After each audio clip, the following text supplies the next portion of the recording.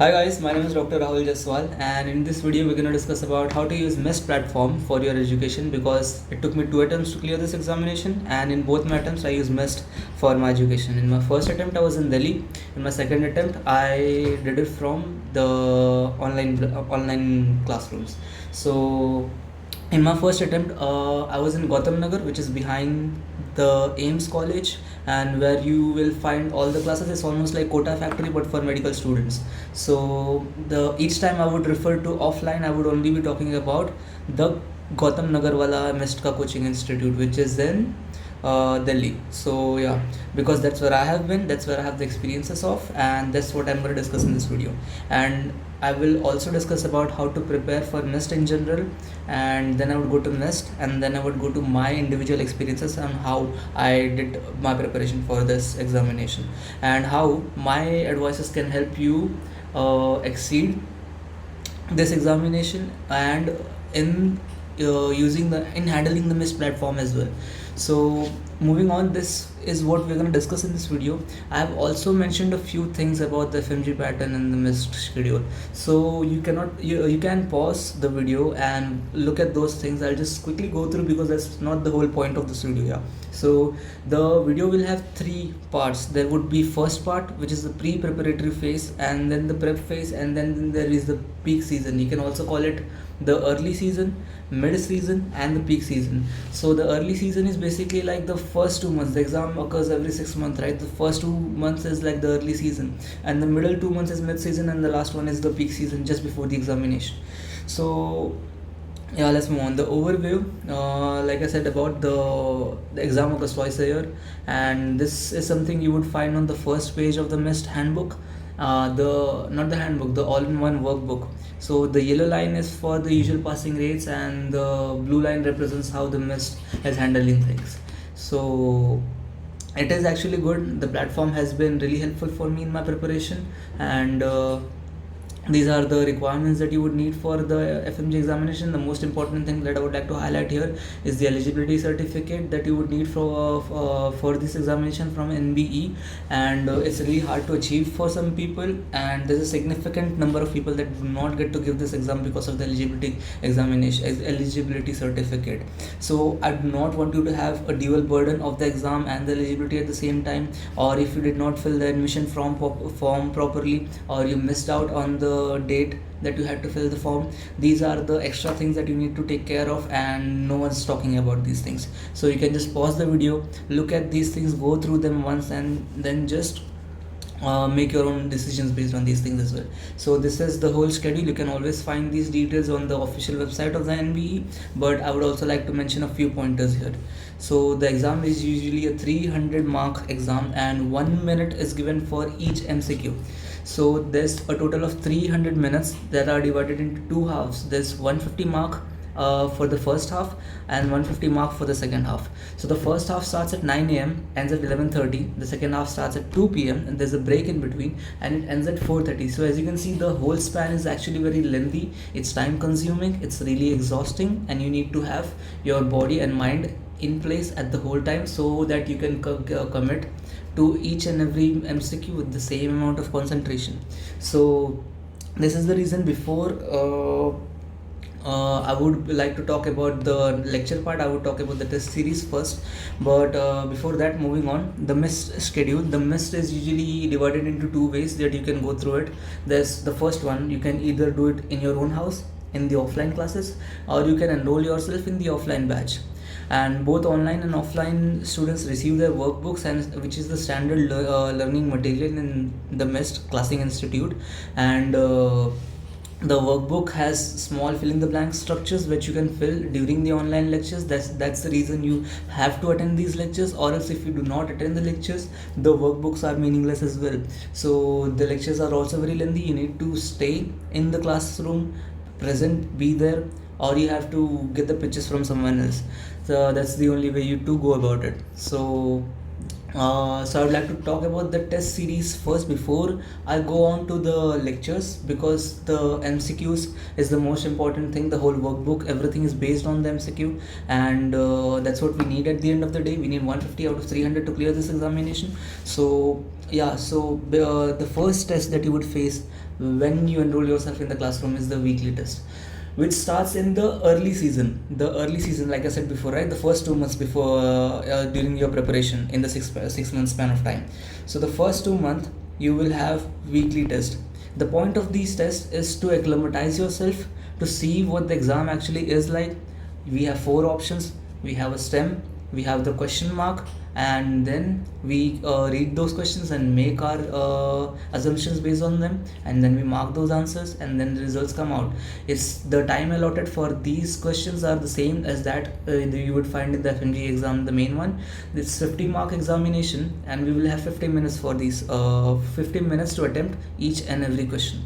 So everything you learn in the whole week would be there in the weekly test. And I would really recommend to check out the questions that you go wrong and do wrong, and go the next day. You can always go to the professors if you're in the offline batch, or you can always go back to your workbook, or the professor would discuss these MCQs in the following lectures or in the test and discussion series as well. So I really recommend you to give these tests. It gives you the idea of what the exam is like initially. You get into the general idea and the state, the zone of the examination, what the exam would be like. So this is just to acclimatize yourself. The weekly test that you have, it's only 50 marks, not 300 marks. So you would have 50 marks of random subjects that you would have been taught in the whole week in the weekly test as you enter mess. This usually these tests happen on Tuesdays, so you can always predict the portion of the test that you are going to have in this weekly test as well. So moving on, the mid season, that is 4 months to 2 months before the examination, you would have subject wise test. So there are total 19 subjects, right? So they cannot have one day for each and every subject for the examination. So they usually compile two minor subjects in the same examination, or one major and two minor subjects, one major and one minor in one test. You would be given 2 days for preparation, and the exam would be on every third day. So the major subjects are usually separate, like surgery, PSM, and what do you call it, medicine and OB-GYN. These are the four major subjects that you would be given enough time to prepare, and they would not be compiled with any other subjects, and you can assess yourself. I would really recommend you to write down the marks of each and every subject wise test as you go through, in order to know where exactly are you falling short. And my idea is to at least get 60% in all of these examinations, all of the subject wise tests. And if you do go wrong, look at the test and discussion sessions that would be followed after the subject wise test, in order to clear yourself, in order to know where exactly are you going wrong. And the good thing about subject wise tests is they are mostly recall questions. And in FMG, people say that like there's 30 to 40% of the questions that are recalled, but it's not true. It's mostly recall questions. 80 to 90% of the questions are recall questions only. So I really emphasize on giving the subject wise test in order to assess yourself. Be true to yourself and know where you're going wrong. Do not copy in these examinations. Know where you're wrong, and in order to do that, you have to give these tests honestly as well. And yeah, and then you would have the mock test in the peak season, that's just before the examination. And there are 3 mock tests before the actual examination that happens. Like I said, the exam will start at the same time. This mock test would start at the same time at 9 a.m. The break would be at 11:30, and the second half would start at 2 p.m., which would end at 4:30 p.m.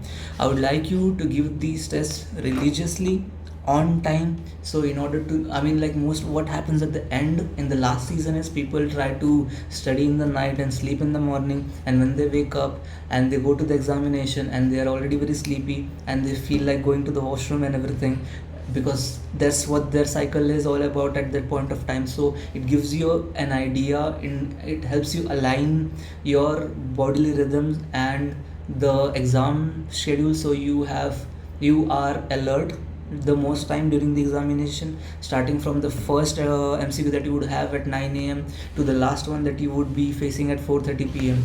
So you will have enough concentration and the screen, and you would be the only thing. There would be nothing in between during the examination. So that's the reason I really recommend you guys to go out and give all of these mock tests, I would say, but at least two of them.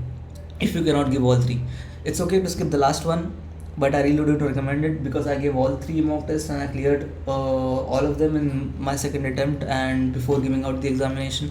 By the way, I got a 194 in my second attempt. In my first attempt I had scored 131. I know it's not really great, and but yeah, I still managed to clear it in my second attempt. In my first attempt, my eligibility was not on time. I got the hall ticket of the examination one day before the exam, and I was feeling very sleepy. There was no coffee at the exam center, so before the exam, I had this intuition, that I had this thing that I was drinking minimum 4 cups of coffee before. I mean, during my whole day, so I didn't had any coffee the whole day. So my head was aching like hell, and it was a mess for me. It was a mess for me. My sleep schedule was also disturbed at that point of time, and I was in Delhi. The heat there was really high, so you should also consider where you're registering for your examination, specifically if you're in an offline batch, and if you feel like you may not be able to handle the exam environment, because in my second attempt I gave my examination in Mumbai, where the centers are really very nice and the weather is also very comfortable, so you do not get extra pressure from the surrounding while you're giving the examination. These are things that you need to consider, and I would not emphasize those things, because I would be moving out of the topic if I do. So I would make a separate video on that point and on that topic if I think I should, and if you guys say so. So yeah, moving on to the PYQ all-in-one book. This is something you would get at the end. I mean, this is something that you need to use before the examination in the peak season, or to the most in the mid season, because the thing is, these PYQ all-in-one books, they have all the facts summarized, all the MCQs. I mean, the major ones that are going to come into the examination, and the MIST will provide you this book, this all-in-one book, apart from the workbooks that you would have, which you would use during the lectures. These PYQ books, the single PYQ book would have all 19 subjects. It would be around this thick, and it would have everything in it, but you should only use it for those subjects that you have left out, that you have not studied at all, or subjects that you are super weak in. For example, biochemistry. The biochemistry is really nicely summarized in the all-in-one book. You can always go down there and read those things, because those cycles are really hard to remember, and those things are really hard to recall in the examination. And if you repeat those things, studies have said that you can recall those things very easily if you have read those in the examination. Even if you mark those answers subconsciously, you will have a good recall in the examination, and when the results come out, you would be surprised by yourself. So for volatile subjects like pharmacology, or specifically for biochemistry or a microbiology subject, you can always go to PYQ all-in-one book and just go through it once, so that you have an idea of what's going on. So yeah, another one thing I would really like you to go to is the MIST Telegram group, and you will have recall questions there. And the beauty of that recall question is different from any other questions that you would be giving in your preparation phase, because when you mark an answer, you will see how many people have got the answer right and how many have got the answer wrong. And when you do that, you get an alignment. You get the idea, like how many people have done it right, and do I fall in the same category, or am I on the right track? Let's say if 90% people have marked the correct answer, and you fall in the odd 1% out of the 4 MCQs. Let's say you have marked an MCQ that only 1% people have marked correct, so you can get an idea ki, like, I'm not following the concepts, and I went way off north, and this was not what the examiner was trying to ask, And let's say if even if you got an MCQ wrong, but 60% people have got the MCQ wrong, so you at least were on the same track. So you can get a third person perspective if you join the Telegram group and solve those questions, because they are real time, they are fresh questions, they come in every single moment, and they post almost every day. And Amit sir posts the questions at 9 a.m. The OB/GYN professor, he's also really nice, and he really likes posting these MCQs specifically in the evening time. So you can always go down there, check those MCQs, and try to reflect upon yourself what's going on. So the lecture part, in the lectures in the early season, let's say in the early season, the lectures are usually very lengthy. They start at 8 a.m. and they end by 9 p.m. The lecture can last from 8 to 12 hours. Mostly they range from 6 to 8 or 6 to 9 hours, I'd say. They do not go beyond that, but say let's say they can even extend up to 12 hours sometimes. On occasion. So you really need to have a dedicated working space where you can get down and do these things. Buy yourself a chair with a back rest and a neck rest, where you can sit down comfortably for 12 hours and do these things on your own. Because if you try to do these things on your bed, or if you do not have a study table or a dedicated working space, you may not be able to concentrate for that very long. And even if you can, it gets really difficult. Actually, it gets difficult because your body starts to ache, you start to feel sleepy and dizzy. And specifically in the online lectures, if you're not going to the classroom, and it can get really uncomfortable sometimes, and you might end up procrastinating a lot. So I really recommend you to have a dedicated working space, have your time management properly done, and it's really important that you guys revise what you have studied before going to bed. That's the most important rule here. If you do that, the whatever you have studied in the morning, you have consolidated that thing. You do not have to memorize the whole thing. Let's say if you're studying pharmacology or microbiology, these are the things that take time. But if you have at least read those things and highlighted them before going to bed, it stays for a longer time and stays in your subconscious, so that when you read it the second time, it's there in your mind. So you have to manage your time. It's the most essential thing in the early season, because what happens is in the mid season you will realize that the portion has already come down to an end. The almost everything is down to an end. The conceptual subjects are cleared out. Most of the subjects are cleared out, and you have more time to revise the subjects because the lectures are not that long. What you have in mid season is you'll have revision videos, and you have golden fact videos, and you have 25 most important question videos on YouTube. You have chanting sessions if you are in the online in the offline face-to-face classes, and the subject wise test also begins at the end of the mid-season. So yeah, this is something you need to consider. In the mid-season, the long lectures would be gone and over. The lectures that start from 8 a.m. and that end at 9 p.m, those online live lectures would not be as very long now. You will have revision videos instead that are coming up, that are like 4 hour to 5 hour long or 6 hour long, that completes the concises of the whole subject. Let's say surgery, it's a big workbook. OB/GYN is the biggest workbook we have out there, but if you watch the revision video, you will realize that you can finish it off within a single day. Before that, you may realize that it takes at least 3 to 4 days, like, for you to consolidate the whole thing within you. But watching these revision videos will help you. And the difference between the revision videos and the golden fact videos is that the golden fact videos does not have any sort of explanation. It only have the factual data and the most recent questions. It is only 2 hour long, and it is super summarized and super concise, and especially for the subjects that you have not done very well, you can just watch the golden fact videos and try to have some idea before going to the examination. And I would really recommend you to watch 25 most important questions on YouTube as well, because what happens in these videos, they don't just explain you the 25 questions that may probably come in the examination, and they very well do. Let me tell you very clearly, the exams from these videos, they do come in the examination most of the times. And because what happens is, in these videos, they don't just tell you about the MCQs, they tell you about the 25 different concepts on which the questions can probably come in the examination.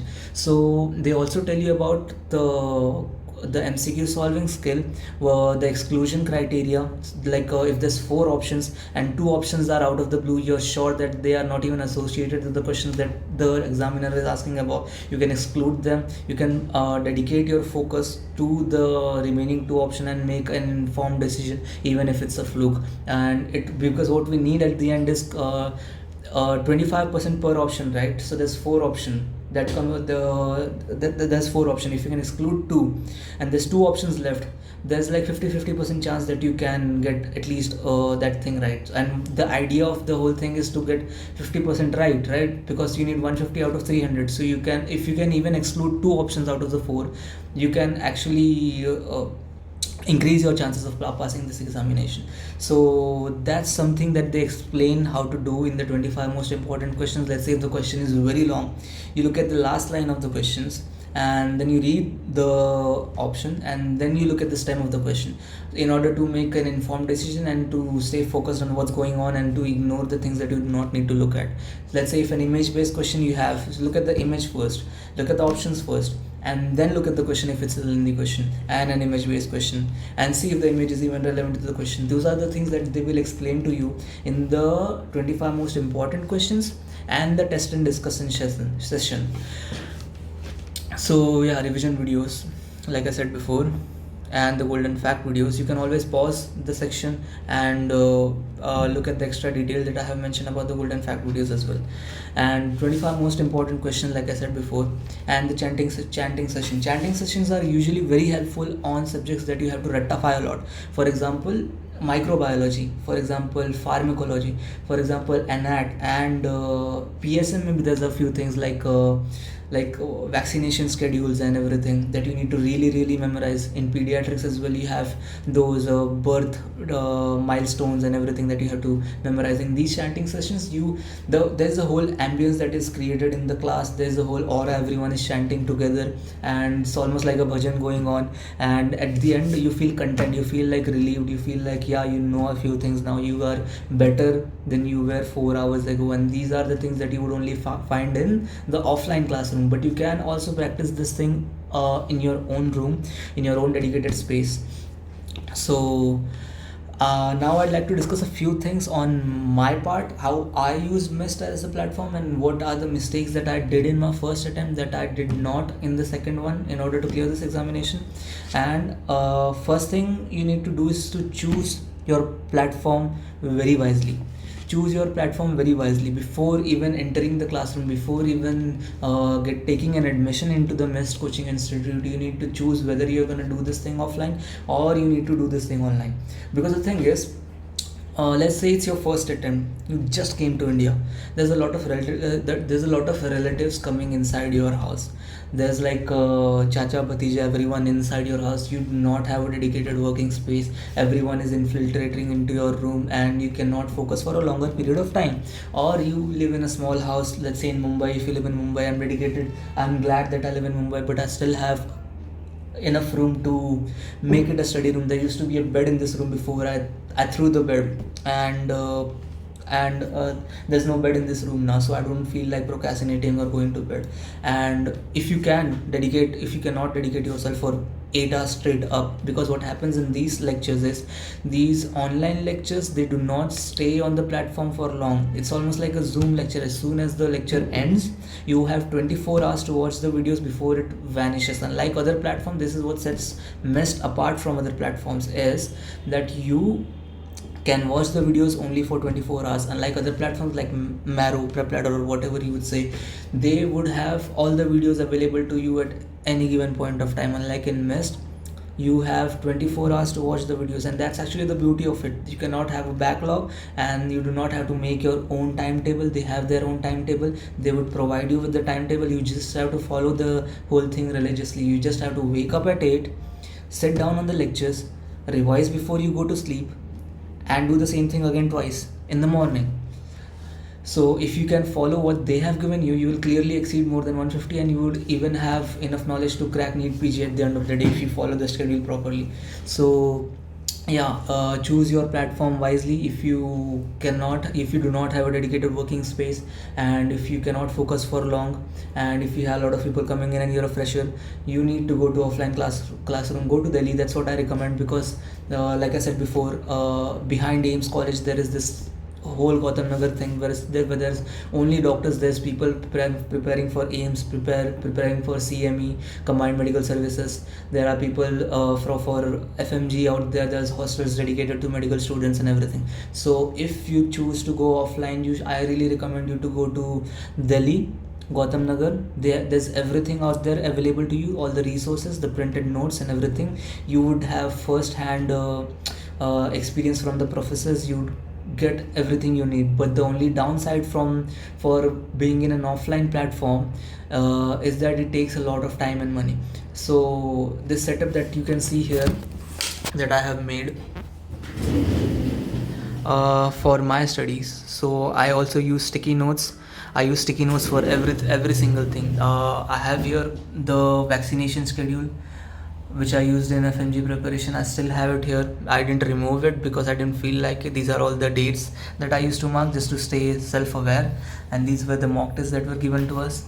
And this is my pharmacology notes that I read before going to bed, and this includes the biochemistry, and these are my subject-wise test results that I have mentioned here. So when you do this, it really helps because you get to know where you're lacking and where you can add more to your preparation. And these are the remaining sticky notes that I have here on the top. So yeah, these things really help. I used to read these sticky notes before going to bed.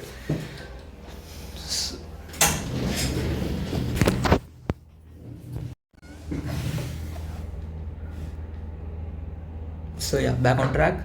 Yeah, so choose your platform wisely before even getting into the classrooms. So the best part about online is that you can watch the video twice. You can go back and you can play it again if you did not understand what's going on. You can pause it, Google the stuff that you need to know, and come back to it. Watch the things that you need, and if you think you already know the concept, you can watch those things at a higher speed. You can watch the video at 2x speed. Let's say the lecture lasts for 8 hours, so you can have, if you watch the video at 2x speed, you will have 4 hours. You'll have 4 more hours for yourself. You can allot this time for revision, or you can allot this time for yourself as well. Let's say for me, I would spend from the 4 hours that I get from the extra time from watching the video, I'd spend 2 hours for revision, and the rest of the 2 hours I'd go to gym. And this would help me come back stronger and to come back to the studies and get these things done properly. So yeah, choose your platform wisely. Have your own individual reasons. Put it down on a pen, put it down on a paper, and find out what's best for you. So tips for early season is, lectures in the early season can be very monotonous. You have to wake up every single morning at 8 a.m. and you'll start off with your videos, and then before going on to the bed, if you clearly have to read the whole thing before you go to bed, or the whole thing is a waste.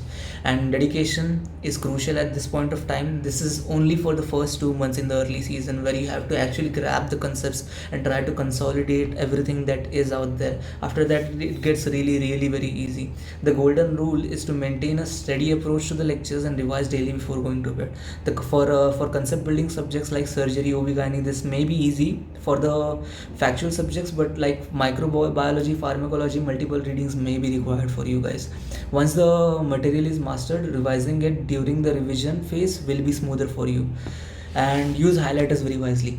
Yeah, so I have these highlighters that I use for my studies. What happens is, these are small, they are very easy to grab, and you don't have to put the lid on. It does not stain on your hand or on your paper. It's a very silly advice, but it's really helpful because it does not stain your paper if you mark that thing twice. Unlike these highlighters that people usually use, the problem with these is it has a yellow tip and it's fluid based, it's not gel based. So if you highlight that thing twice and if you do not put the lid back on, it may stain on you, specifically if you're in an offline classroom.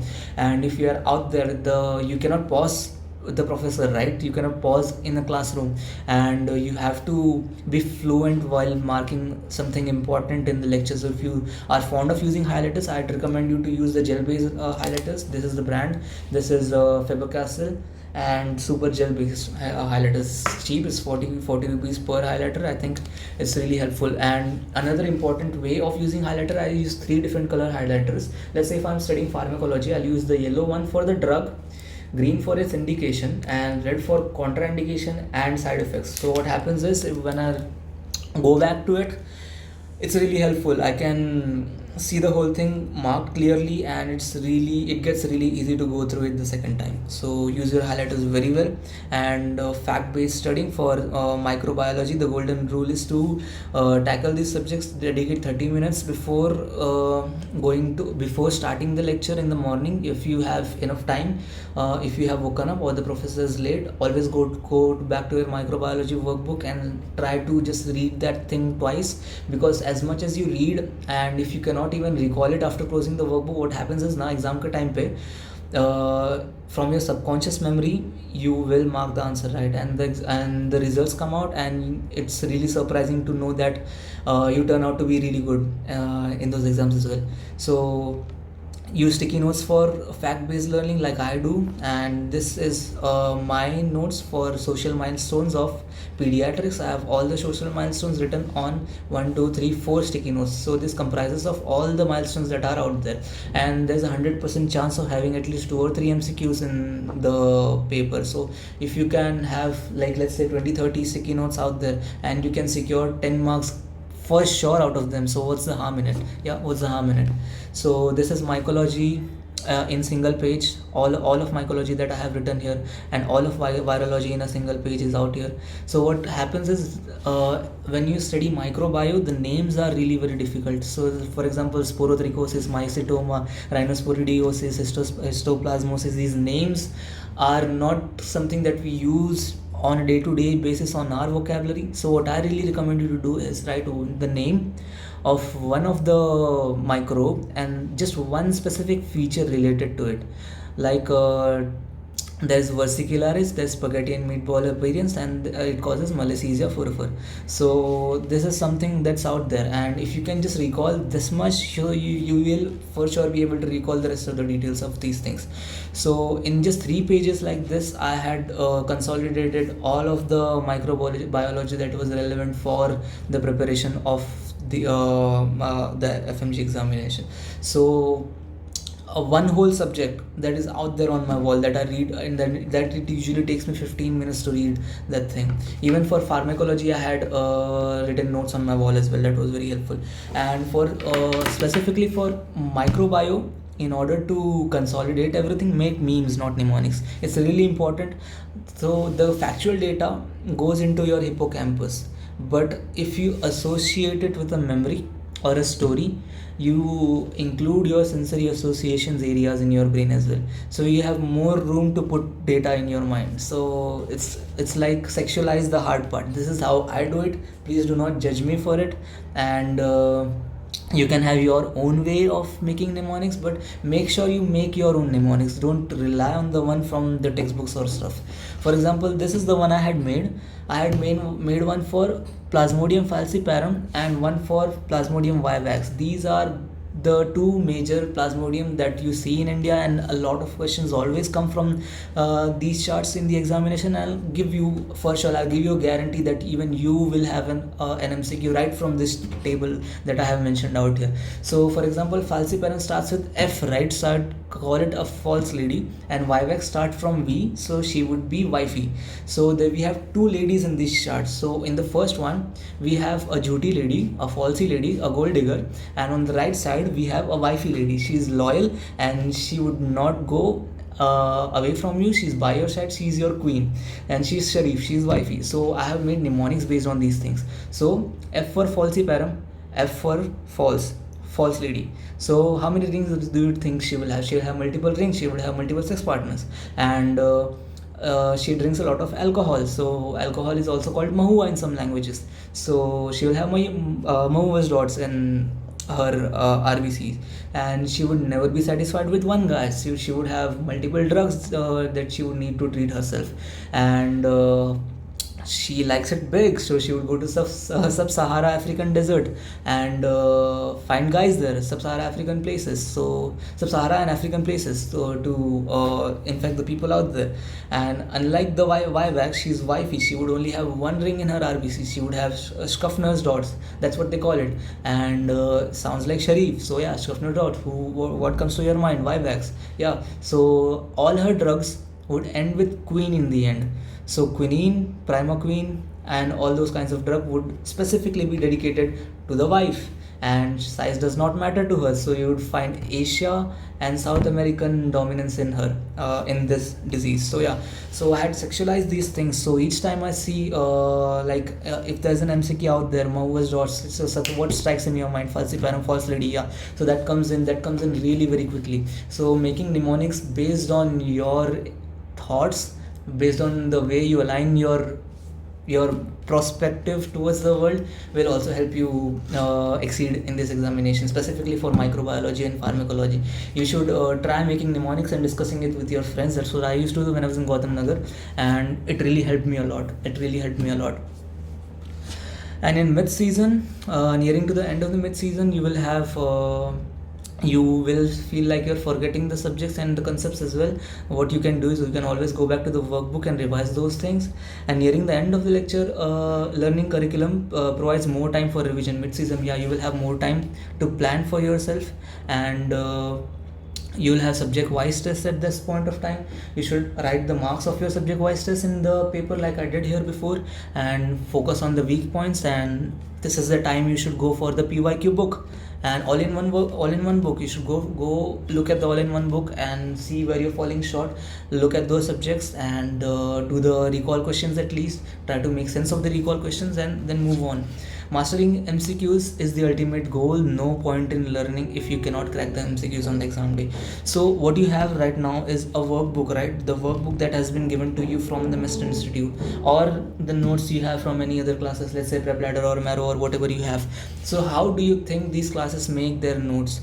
So what they do is they take all the recall questions from the past, and they align them topic wise, subject wise, and surround them with images and concepts in order for that MCQ to be relevant, and in order to digest those MCQs by forming concepts around them. So this is the goal of a class, to consolidate the MCQs in such a way that it's easy to understand. And even if those MCQs, the topics that are related to those MCQs, if they come up again in some other way, you would still be able to crack them. That's the whole idea.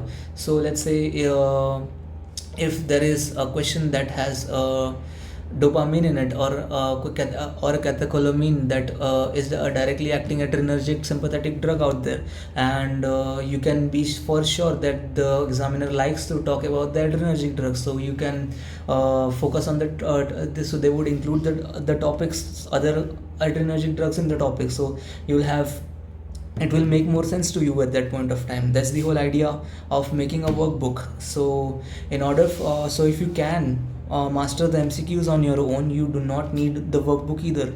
So for subjects that you have missed out at the end, I would really like you to dedicate some time and solve their MCQs as well before going to the examination. And in mid-season, you will have a lot of T&D sessions. Go for it. You will know where you're falling short, and you will know where you're going wrong. And in the peak season, go for the mock test. At least give 2 before going into the examination. And this is it. I have summarized everything in the video. I hope you like the video, and if there's anything, you can always go to the comment section and paste it, and I'll try to get back to you. I have also mentioned my Instagram here at the end, so if you have any further questions, you can always contact me on this one, and I'll share you my playlist as well. Thank you.